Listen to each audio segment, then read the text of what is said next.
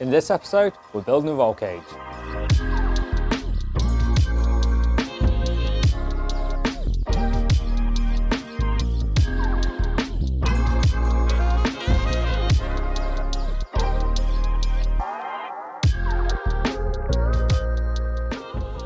Now, step one in building a roll cage is to go and get yourself some roll cage tubing. So I've borrowed a van.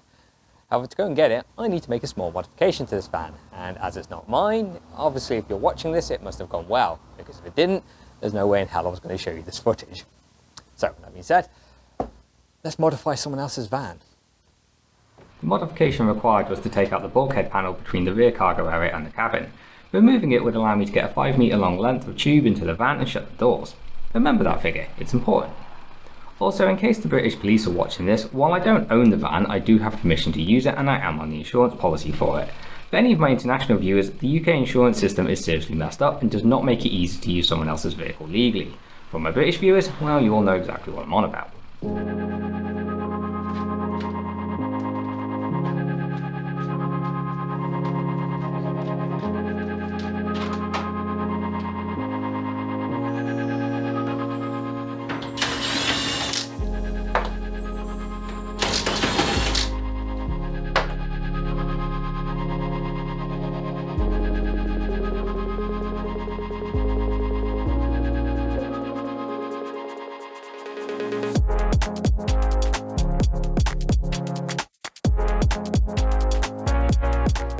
As well as a load of bolts to take out, it also turned out there were 2 pop rivets that needed drilling out. I didn't notice them originally when I came up with this plan, but I was kind of committed at this point, so I thought screw it and carried on regardless.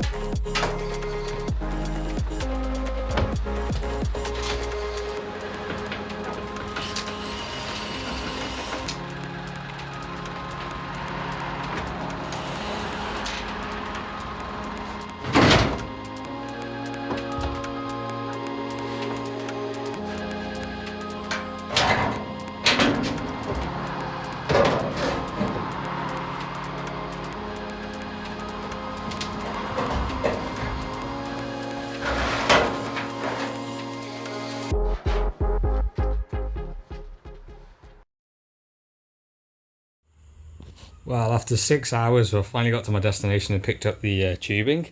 It's a bit longer than 5 metres than it was advertised, so my back doors don't shut. So this is going to be fun.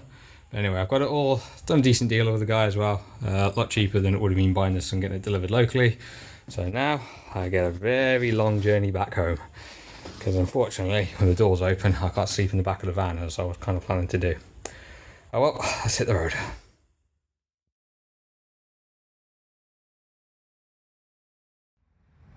So I finally made it back home. I've just swung into a local supermarket to grab fuel because I'll refill the van before I send it back to work. Yeah, interesting journey on the way home. It's rained, it's obviously been very cold because the doors have been open and my ears are absolutely ringing because it was loud in there as hell. Anyway, it's back. I'm gonna get fuel, as I said, get dinner, and then annoyingly I have to unload because I can't leave the van with the doors open as it won't be secure. Joy. My plan originally had been just to leave everything in the back until tomorrow, but I can't do that now. Alright, until tomorrow.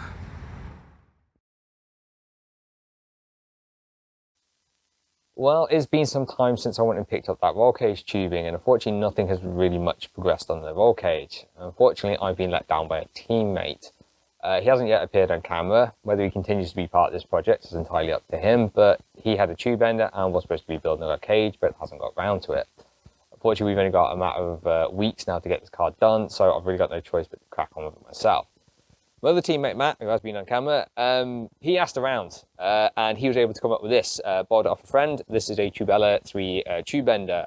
This is a manual bender, not one of those little hydraulic ones that tends to kink the pipes. There are a few issues with this. One, this needs to be mounted to something to make it stable to use. The pedestal it's currently on is designed to be like floor bolted into something. Unfortunately, I haven't got suitable ground on here to do that. Two, It's missing a handle. However, I've got a solution for that, which will actually somewhat address the first one. And 3, it does not come with the correct die to bend our tubing. Unfortunately, that last one, there's only one way that I could solve that, which was to go out and buy one. At great expense, I have to say. My credit card took a hell of a hit today. Anyway, first thing I'm going to do is strip this off its pedestal and take a couple other bits off of it, so then we can progress on to the next step, which I will get to and explain in a bit. I don't really like using adjustable spanners. Unfortunately, I don't really have a lot of choice because I don't have anything that's big enough to fit these bolts, apart from my 3/4 inch drive, and obviously I need 2, one for top and bottom, to get them out. By the way, this is a 3/4 inch drive ratchet. Now, anybody who's ever seen the Fast and Furious will know there's a line in there where it says Toretto beat a guy half to death with a 3/4 inch torque wrench.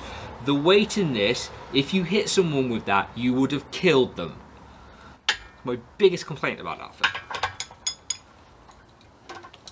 I mean, there's a lot of other issues, but that one really bugs me.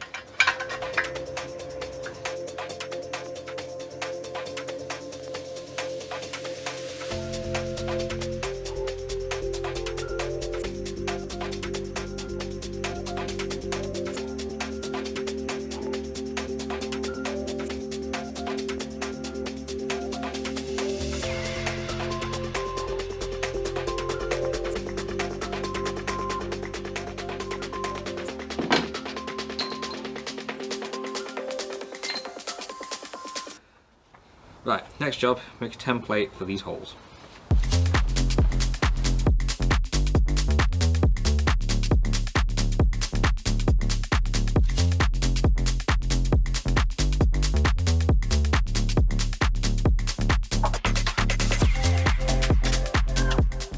Right, don't need this can now go away.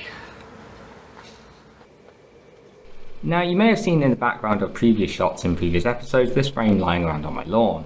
I brought this over from the Project Peddlers Skunk Works, which, if you haven't seen the video, my family has sadly had to move out of. Anyway, I didn't really have a plan for the frame when I brought it over, however now I find a use for it. The plan is to drill the necessary mounting holes into the side of the frame and move the tube bender over to it.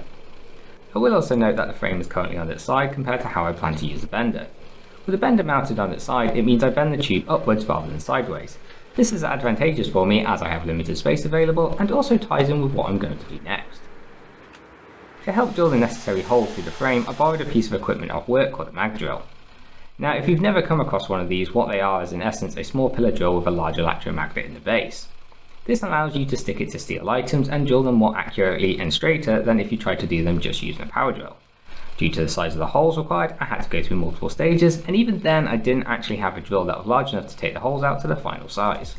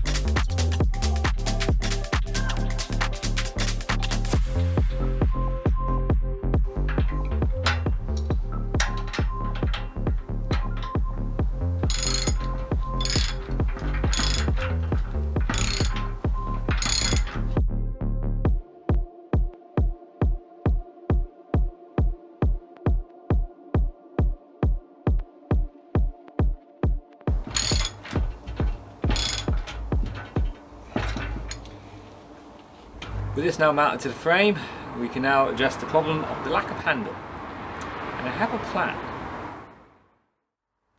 The next part of my plan is to pinch this, which is an 8-ton ram out of my engine crane. That's right, we're going hydraulic.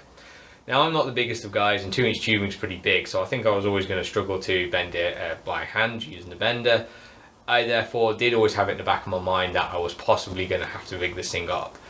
The fact we were missing a handle has kind of accelerated that idea and pushed me on to plan B. The other advantage with this is it actually helps us with our stability issues. By mounting this between the two arms and tube bender, it is always pushing against itself rather than me basically hanging on a large bar and trying to topple whatever framework that the tube bender is mounted to over. This is going to solve that problem. You can buy kits to fit these things to those tube benders. You can even buy them from the manufacturer of them. I've already spent enough money getting this tube bender set up, so I'm going to use this out of my engine crane and whatever scrap material I've got knocking around the garage to figure out how to mount it. Step 1 in the plan was obviously to get the ram off the engine crane. Fortunately, I didn't have any plans to use the engine crane in my near future. My only issue was the awkward position that the engine crane was in and the access I had to it. The next job was to make a sleeve that would reduce the size of the hole in the end of the ram down to the bolt size on the tube bender where it would connect to.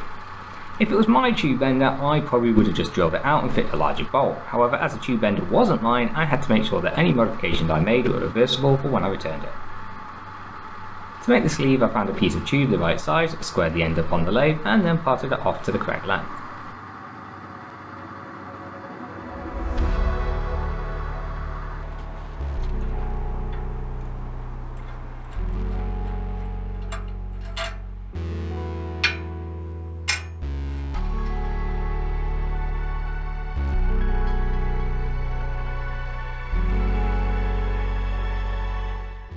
Now I realise there's quite a few of you out there that are probably just expecting me to put this through this bolt and off we go, but no, that doesn't actually work.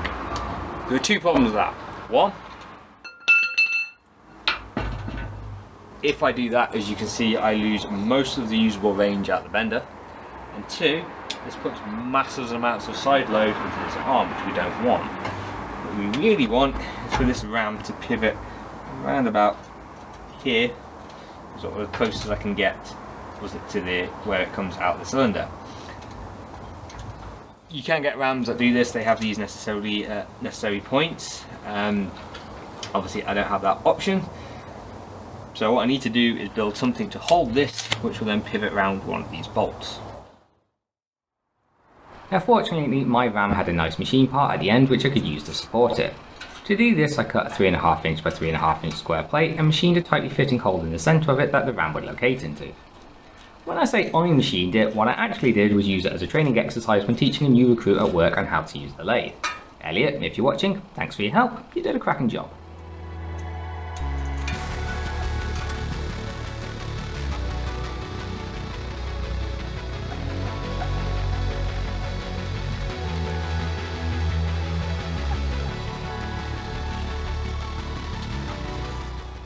I wish I had a better way of cutting this, but I don't.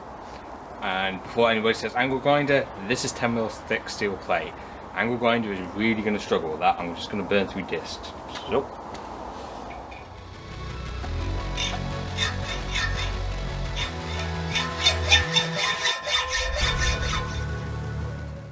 The main part of the ram adapter would be made from a length of 100 by 100 by 6mm box section steel.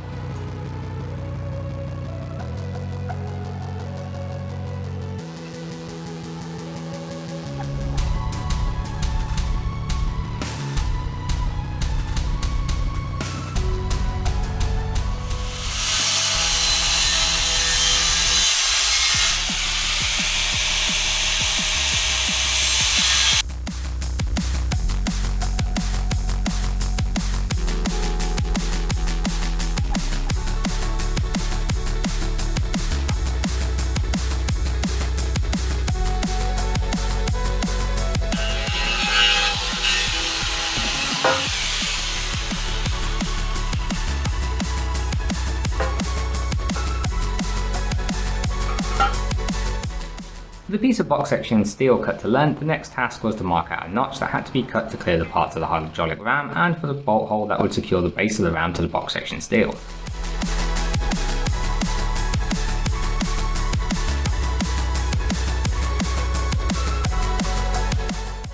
As well as marking the position of the bolt holes or where the notch needed to be cut, I also marked the position of where some holes needed to be drilled that would form internal radii. I made sure that all internal corners of the notch I was going to cut were radiused, as I knew this part would be under a lot of stress, and anywhere that there was a sharp corner would be a likely place for a crack to start.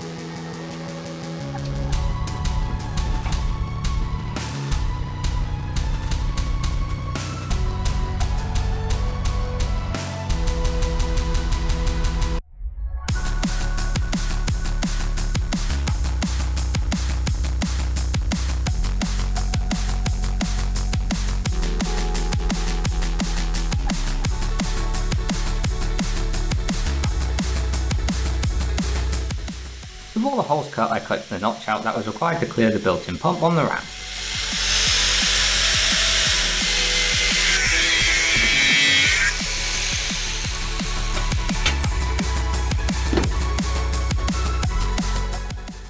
Well, things haven't quite gone to plan. My design isn't going to quite work. I can't get the cylinder in and get this past the hole. I did think about taking it all the way out. Well, I did do that. I tried it, but then this is still clashing. So I'm going to have to cut this piece out, and then I'm going to have to make another piece and weld it on that goes round. Although that's probably going to be better because that will be a little bit more secure if it comes up and around.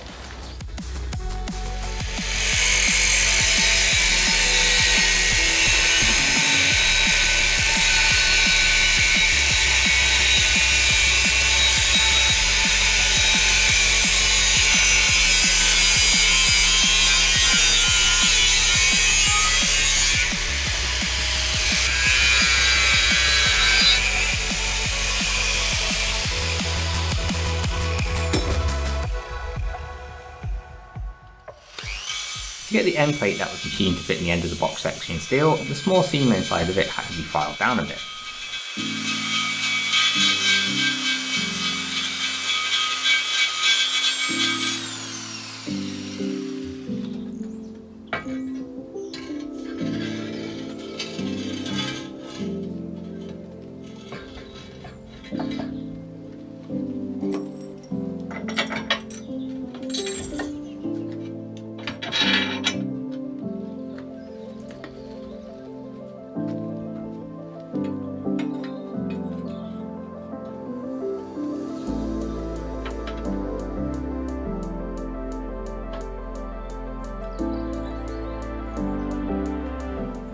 So that the ram retaining bolt was mounted in double shear, I marked and cut out a couple of sections from an offcut of the same box section steel that I had.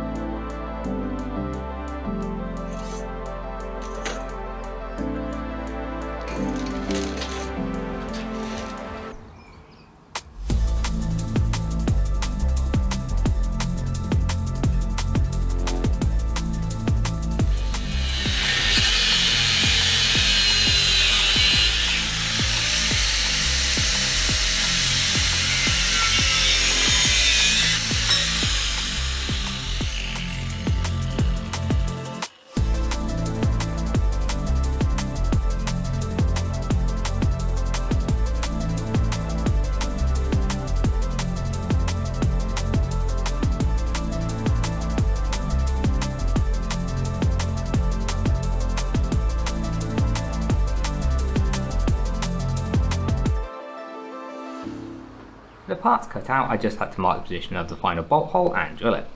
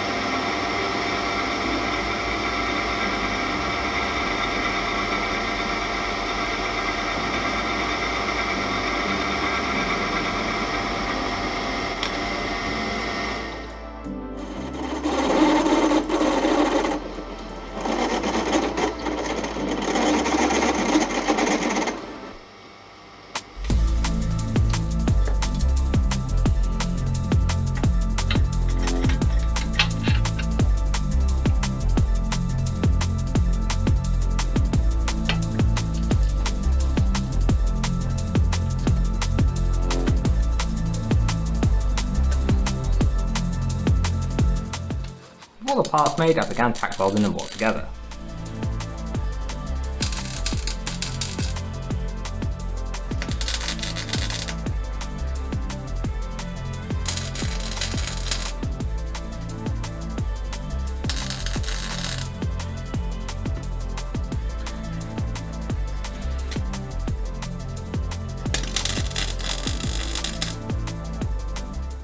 With the end plate tacked in place, I just had the last piece to prep and tack weld in place.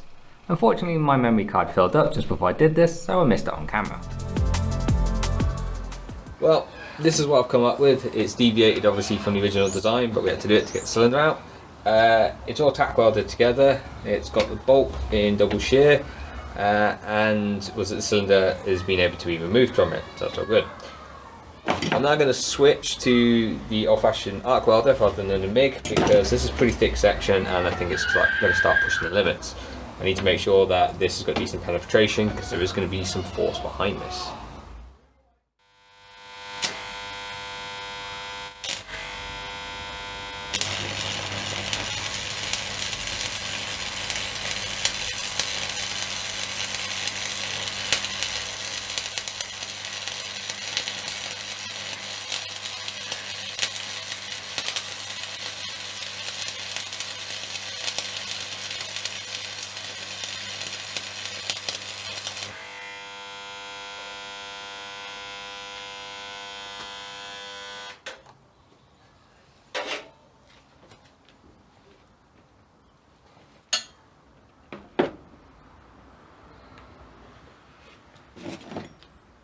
For those of you not familiar with manual metal arc, or stick welding as it's more commonly known as you weld and melt the filler rod, the outer coating of flux also melts, preventing the weld from oxidizing.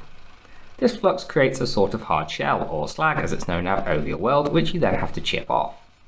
Usually the better you've done your weld, the easier this comes off, and in this instance it only took me a gentle bit of tapping with a hammer to remove it all. I have to say I'm quite happy with that, considering I haven't used an arc welder in probably a year.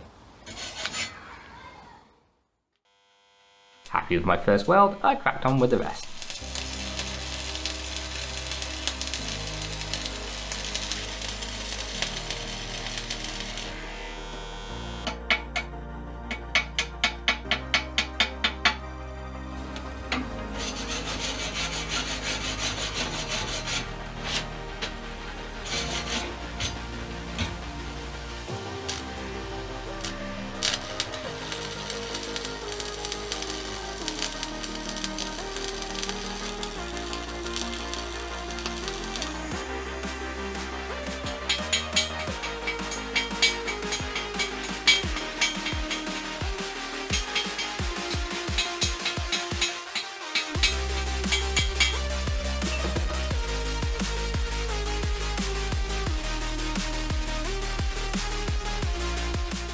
The last part to make and fit to the RAM adapter was the pivot point.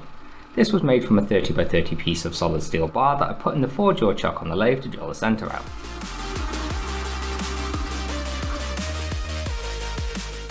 Due to how large the hole had to be, I had to drill it in stages.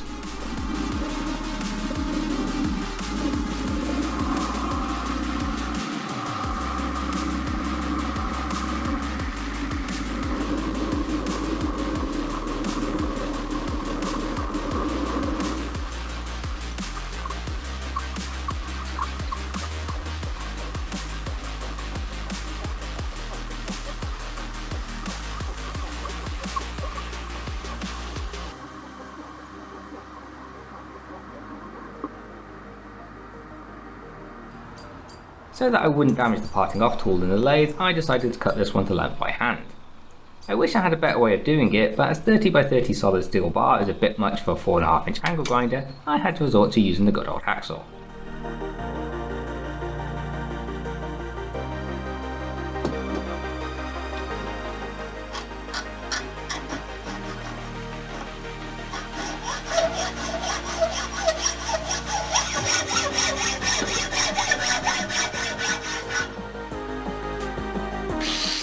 With the pivot made, I prepped everything ready to tack weld it onto the rest of the RAM adapter.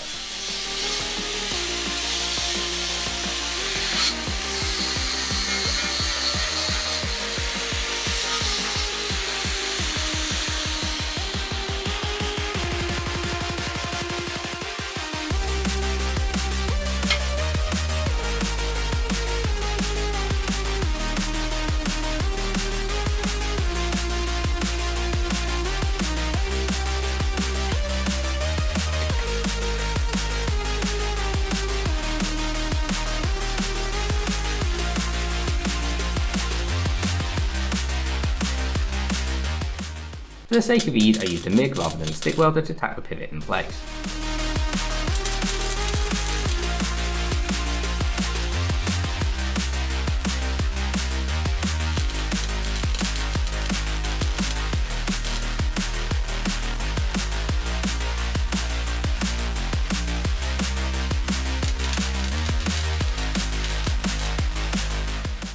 After test fitting everything onto the tube bender and checking it all moved as it should, I welded the pivot on using the arc welder to make sure that I achieved proper penetration. Stop laughing, all of you.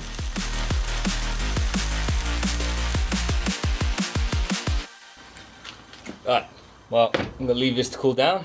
I'm going to go to dinner because it's late, and then tomorrow morning this can be fitted to the tube end and we can do some test bends. The following morning, and after everything had cooled down, I refitted the round to the adapter before fitting it all to the tube bender.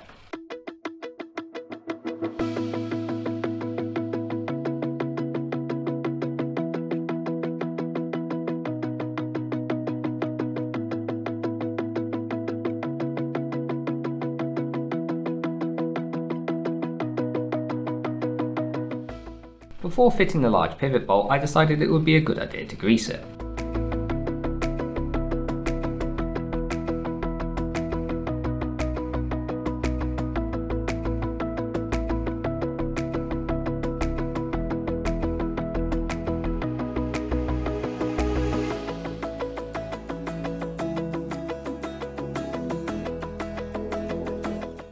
Well, the ram all fitted up, I think it's time for a test bend.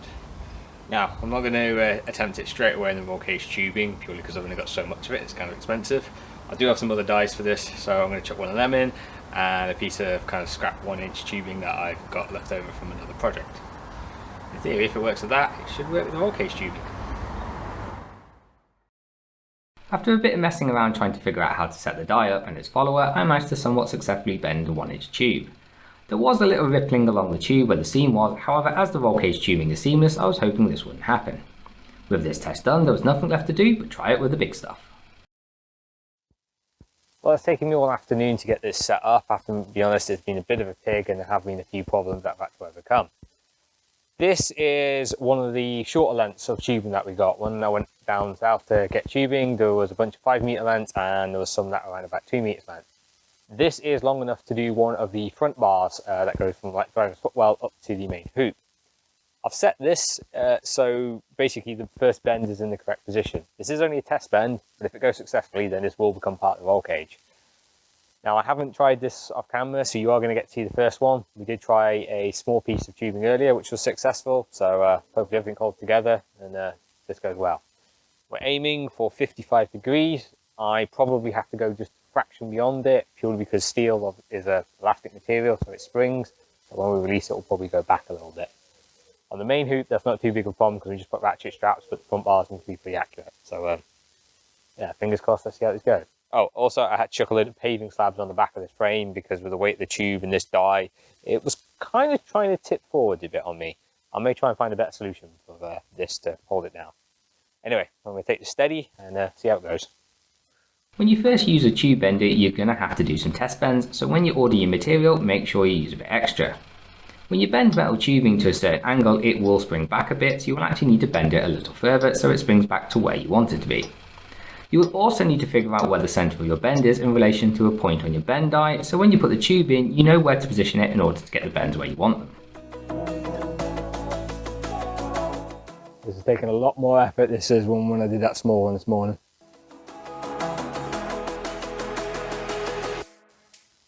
I feel a little grease on the tube may help.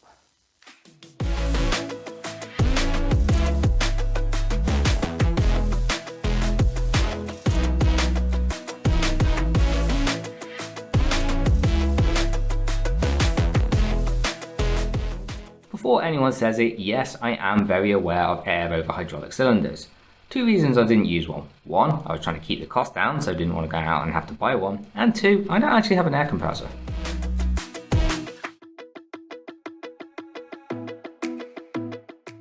Even with the assistance of a hydraulic ram, I was working up quite a bit of a sweat trying to bend the tube.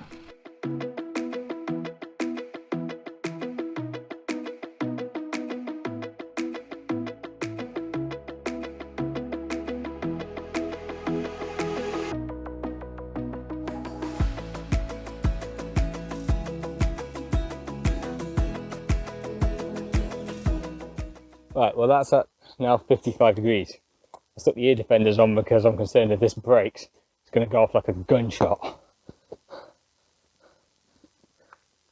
I'm going to back the ram off a little bit and just see where it falls to. I reckon we'll lose 2 or 3 degrees. We'll probably have to just go a little bit beyond it.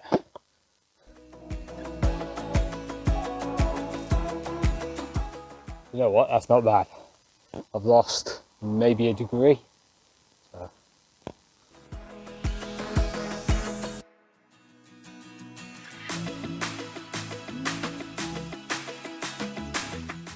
Pretty much on the money. Yeah, I get to watch me wrestle and get this tube out. Before we do though, I'm actually going to take a few measurements of where things have ended up and get an idea if I want to make future bends. That's hard work. There was no way I was ever bending that by hand. That was required. I'm going to save you from having to watch me wrestle that tube out of the tube bender and skip to checking the results against the car. Yay! I might not die. Right, well it's a new day. My dad's here to help me because lifting 5 metre long lengths of tube is kind of difficult. So today we're really going to go out this roll cage. The first job is going to be building the main hoop. Step 1 in making the main hoop was to mark the position of the first bend.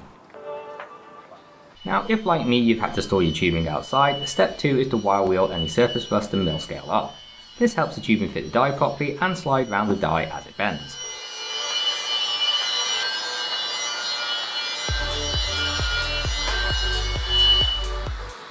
A bit of sandpaper helped remove any surface contamination that the wire wheel missed.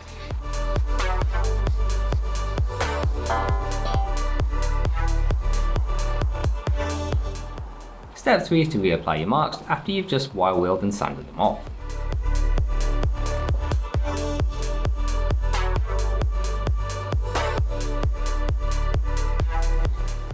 Step 4. Wrestle the tube into your tube bender. The short 2 metre length that I earned the previous day was difficult enough to do by myself. This 5 metre length I think would have been almost impossible to do, so a big thanks to my dad for helping me out with the roll cage.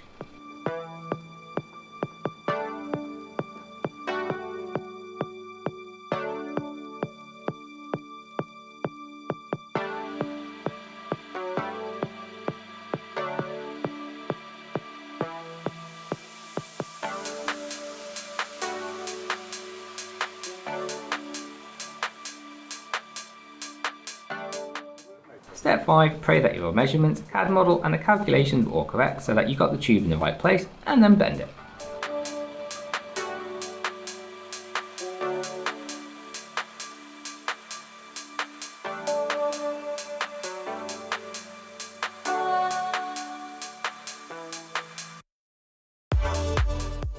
Step 6, wrestle that now bent tube back out your bender so you can mark the position of the next one.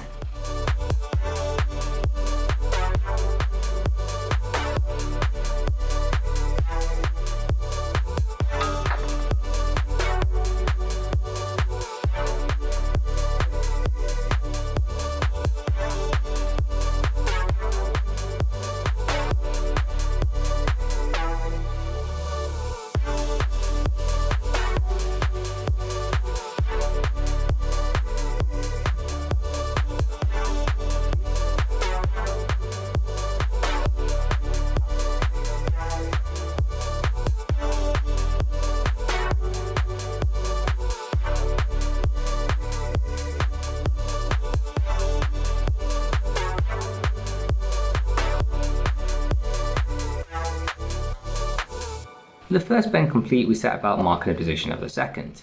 But using 2 straight edges held up against the tube, we could work out where the intersect point was. This point corresponded with a point on the CAD model I did for the roll cage, and combined with measurements from that and some other measurements I took from the test bend the other day, I could mark where I needed to place the tube in the die in order to get the second bend in the right place. I'd love to be a bit more specific on the dimensions, however it's entirely dependent on your tube, bend die and roll cage design, so unless you have everything exactly the same as I do, they wouldn't be much use to you. With 1 bend done, the next 3 were just a case of rinse and repeat, so let's time lapse our way through this.